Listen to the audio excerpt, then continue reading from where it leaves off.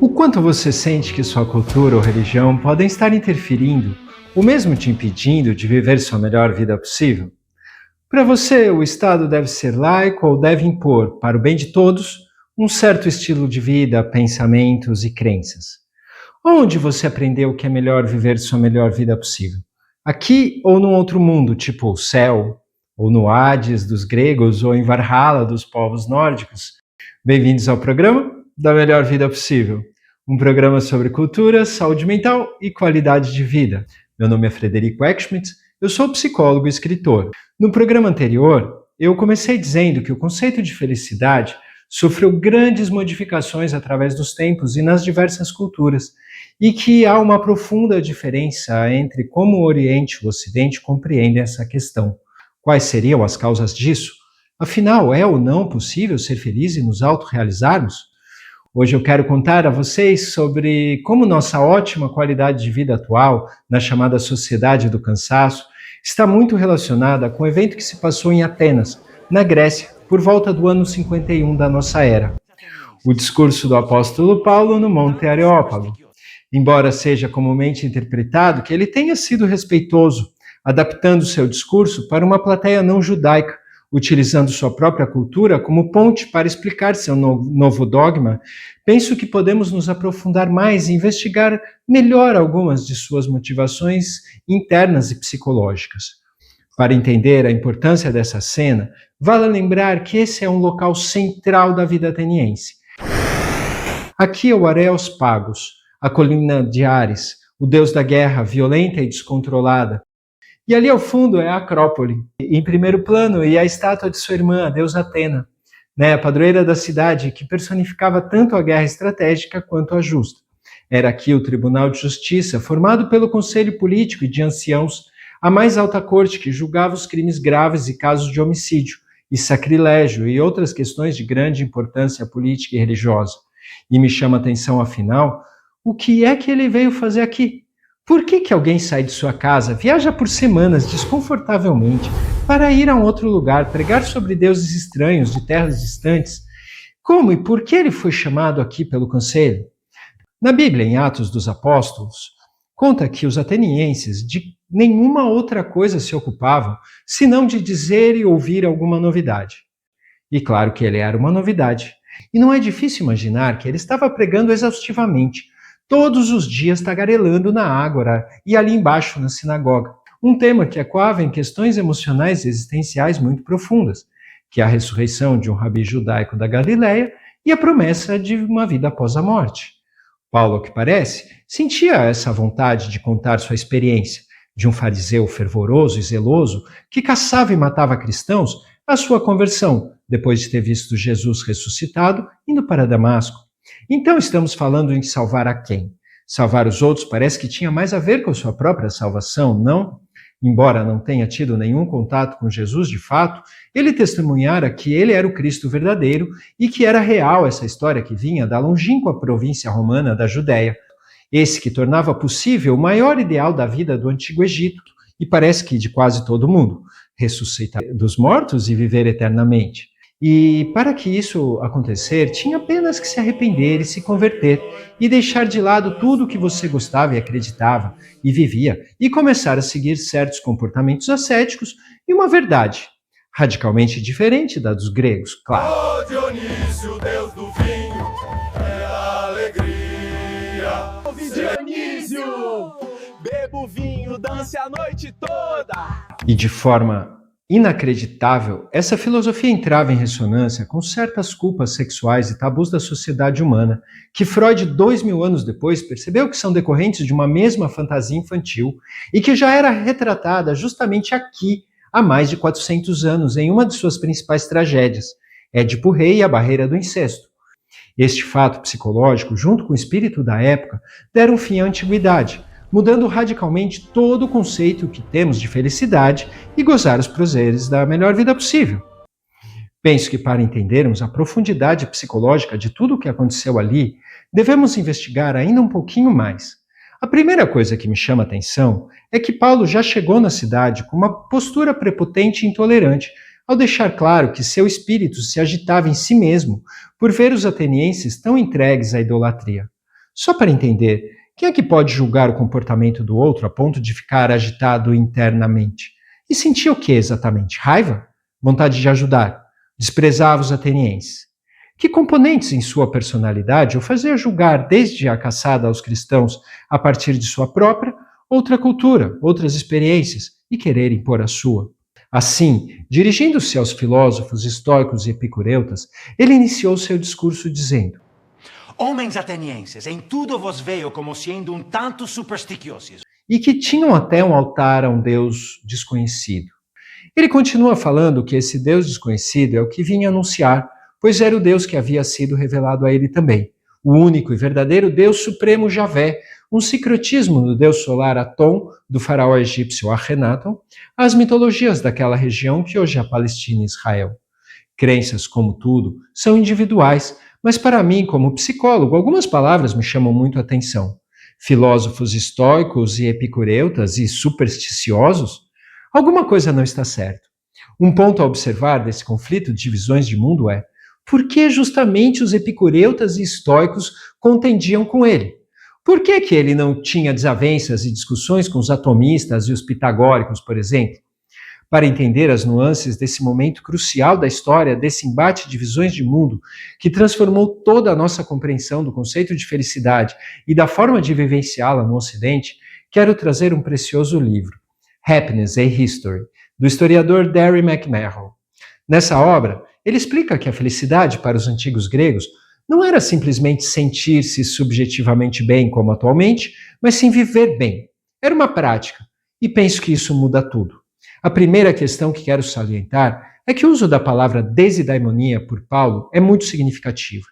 Ele utiliza essa palavra ambígua para elogiar tanto a religiosidade dos atenienses como desidaimonésteros, que significa muito religioso, mas também criticá-los como literalmente mais tementes aos espíritos do que o necessário, supersticiosos.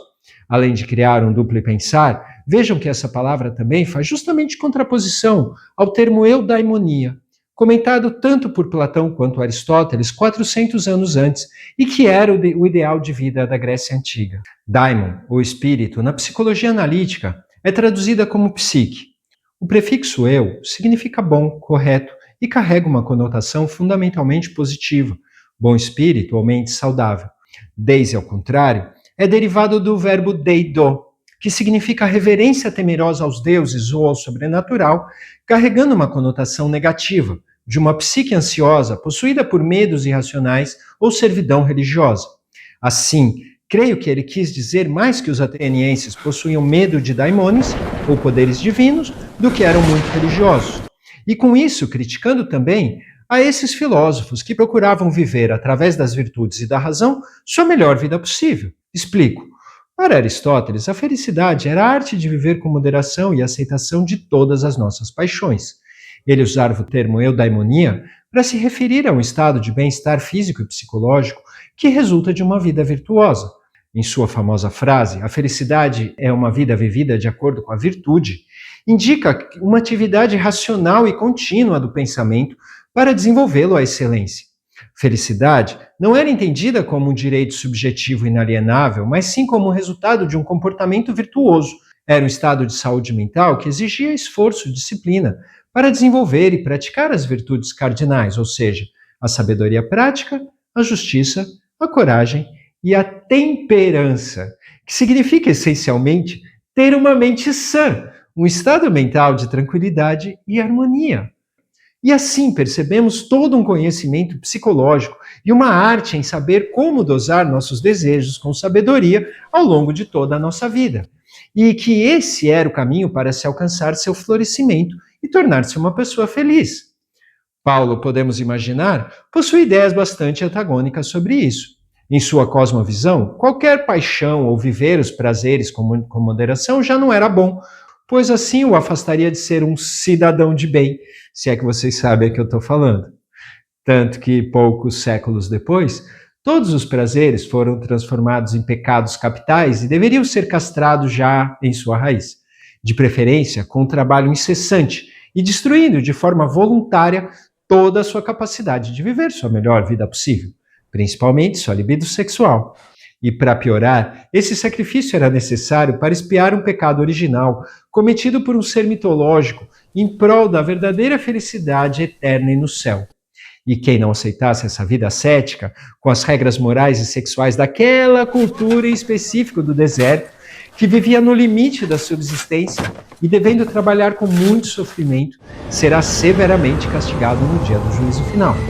O que, nas entrelinhas, torna praticamente impossível gozar e querer ser feliz aqui na Terra. Com uma narrativa de castigo eterno, julgamento e aproveitando-se desse medo natural do ser humano em sua ignorância, sua ideia era impor e aceitar algumas regras dogmáticas para expiar essa culpa. Como diria Jorge Luiz Borges, o que é o céu senão um suborno e o que é o inferno senão uma ameaça. Evidente que a cultura ateniense também possuía sua sombra, com as guerras expansionistas, tirania, a escravidão e muita intolerância, matando inclusive um dos seus principais filósofos, Sócrates. Mas o importante aqui é evidenciar que, mesmo assim, com os séculos, foram utilizando essas tragédias para ajustar e repensar de forma mais democrática possível o equilíbrio entre a vida individual e social.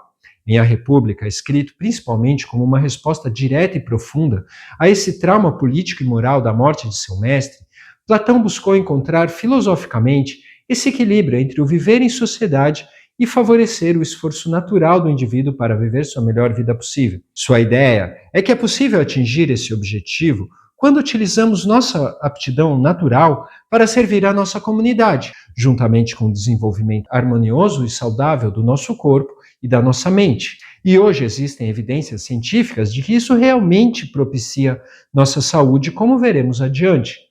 Esse estilo de vida que floresceu em Atenas, principalmente a partir do século V a.C., criou várias psicotecnologias importantes para desenvolver essa melhor vida possível, que contava com jogos esportivos, as artes e a vida pública.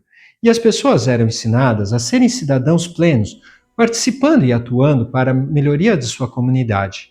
E quero que vocês me acompanhem para ver isso.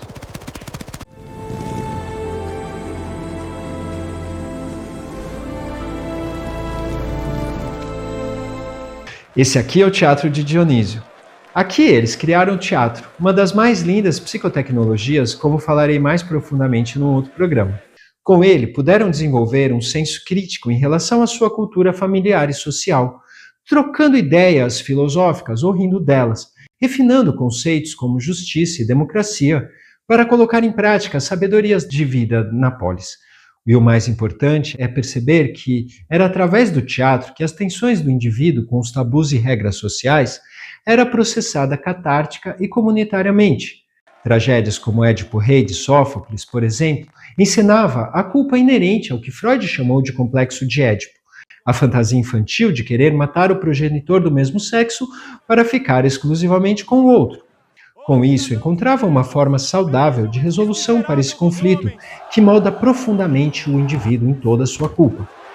Essa psicotecnologia agia terapeuticamente, trazendo uma justificativa desse desejo instintivo proibido e permitindo que o público reconhecesse seus próprios desejos sem a culpa neurótica que provoca tanto sofrimento desnecessário. Espetacular, não?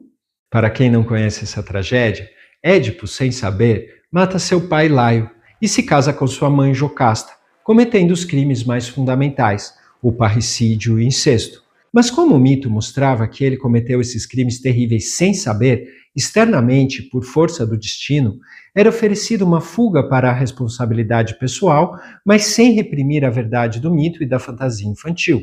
Na brilhante interpretação de Freud, e que é o ponto central do programa de hoje, é que a visão de mundo que Paulo defendia representava uma nova forma de lidar com essa fantasia e impulsos edipianos, e a culpa inerente à civilização, a castração total dos desejos terrenos como uma autopunição e a posterior redenção através de Cristo, que já nos redimiu dessa culpa com seu próprio sofrimento. Psicanaliticamente falando, o discurso de Paulo sobre a castidade, a negação da carne e a busca por um reino espiritual, oposto aos prazeres mundanos, representa uma sublimação radical desses desejos sexuais infantis, encontrando uma solução final com uma nova estrutura para lidar com essa verdade. A energia psíquica da fantasia infantil é castrada e redirecionada unicamente para fins religiosos e espirituais, com a promessa de uma recompensa eterna, ao invés da satisfação e viver bem aqui e agora, vivendo sua melhor vida possível. Essa ideia parece ótima, mas na maioria das vezes causa uma série de efeitos colaterais indesejados, tanto físicos quanto psicológicos, como as compulsões, dependências, auto- e heteroagressividade e transtornos de humor, tão típicos da nossa cultura, como contarei nos próximos programas. Então percebam o que estava em jogo aqui, nesse local, há quase 2000 anos atrás. Em um mundo, a felicidade é um processo complexo, que exigia um esforço e crescimento psicológico individual, ética e espiritualmente. Em outro, o indivíduo é atrofiado pelo poder de um dogma da Idade do Bronze e da Igreja, constrito à sua vida privada e castrado sexual e existencialmente, mas com a promessa de viver a felicidade no céu, dependendo da sua ascese e sacrifício. Caso contrário, será castigado no inferno e não será mais feliz para sempre. Bem, sei que esse assunto é um pouco difícil, mas voltaremos a ele. Mas acho fundamental entender essa mudança radical na concepção de felicidade, derivada da fusão desse cristianismo primitivo com a cultura greco-romana, e de como isso afeta a nossa qualidade de vida atual. Acredito que qualquer repressão ascética de qualquer área da vida, silêncio, alimentação ou sexual, e por qualquer razão, deve ser uma escolha individual e muito consciente, e não uma imposição cultural, ou muito menos de um Estado. Como psicólogo, respeito evidentemente toda forma de professar uma religião ou crença de cada um, mas devo lembrar que o mais saudável psicologicamente para todos é que isso seja feito de forma privada e atentos para nunca tentar impor sua forma de pensar a ninguém. Para entender a importância e as consequências desse momento em nossa saúde mental 2000 anos depois, eu farei os próximos programas. Aprofundarei no tema como essa ascese moral e a aceitação voluntária do sofrimento impulsionou a criação de uma sociedade de trabalho incessante e consumo de coisas inúteis. Agora, o que é importante salientar é que não há nenhuma relação entre a mensagem de amor que pregava Jesus e o movimento político totalitarista, expansionista e conservador que reprimiu o estilo de vida da antiguidade, causando o declínio dos cultos e dos mistérios dos antigos deuses e de suas psicotecnologias. E penso que o mais grave é que isso levou à criação de uma sociedade que desconhece totalmente a psicologia e a mente, redescoberta apenas há pouco mais de 100 anos atrás. No próximo programa estarei em Santorini, onde falarei um pouco do que a ciência diz sobre a felicidade e também voltaremos um pouco no tempo para entender por que a visão de Paulo era tão contrária aos epicureus e estoicos e sua maneira de viverem a melhor vida possível. E chegamos, enfim, na pergunta de hoje.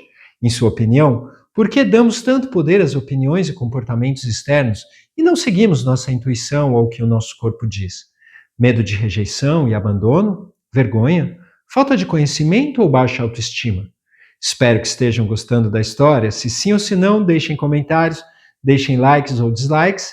E se quiserem saber mais sobre importantes psicotecnologias que nos ajudam a melhorar nossa qualidade de vida e saúde mental, continue assistindo aos próximos programas da melhor vida possível.